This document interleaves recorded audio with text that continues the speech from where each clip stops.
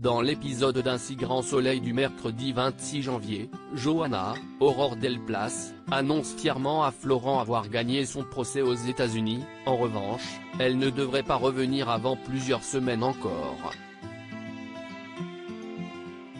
Cette victoire est une excellente nouvelle pour tout le cabinet.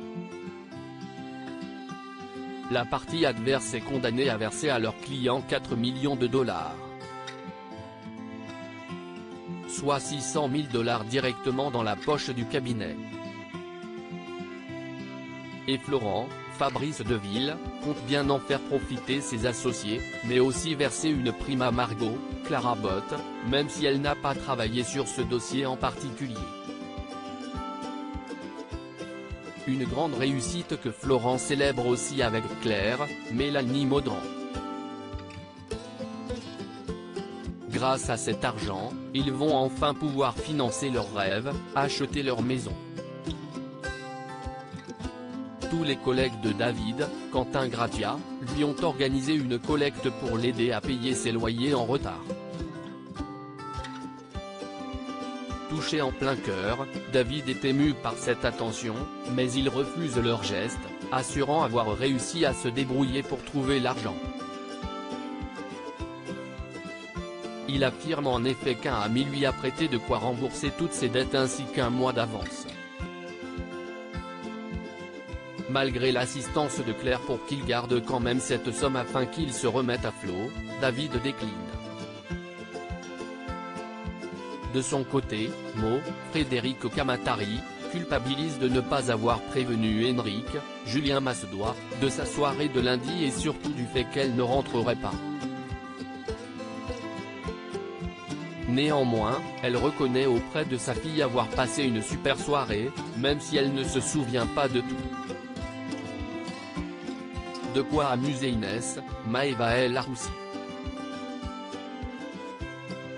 Lucille retrouve le propriétaire du sac d'argent plus tard, Joël, Guillaume Beyeler, à bord de Maud dans la rue, mais elle n'a strictement aucun souvenir de lui et du moment qu'ils ont passé ensemble. Elle lui demande donc de lui raconter les détails de leur rencontre, espérant recoller les pièces du puzzle de cette fameuse soirée. Lucille, Alicia Dadoun, elle, confie à Ludo, Folco Marchi, qu'il n'est pas impossible qu'elle ait couché avec un homme lors de cette folle nuit, mais elle refuse d'en parler à Hakim, Aïssam Medem, ne voulant pas tout foutre en l'air pour un coup d'un soir dont elle ne se souvient même pas. Surtout qu'ils viennent tout juste de se réconcilier.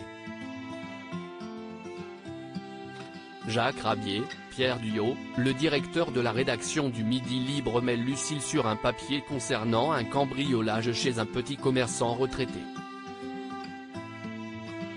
Si est-il lorsqu'il évoque les plusieurs centaines de milliers d'euros en cash qui ont été volés que cela fait-il tant la journaliste.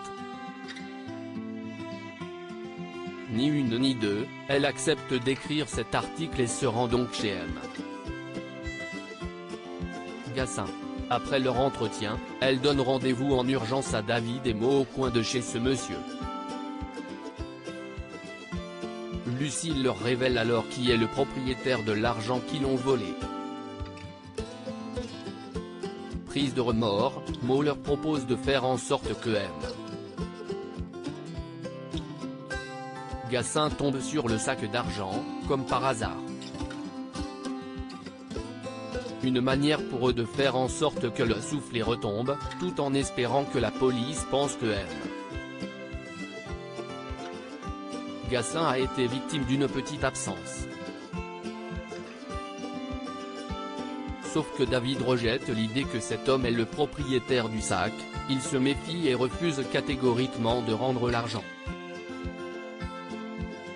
De quoi créer des tensions au sein du trio.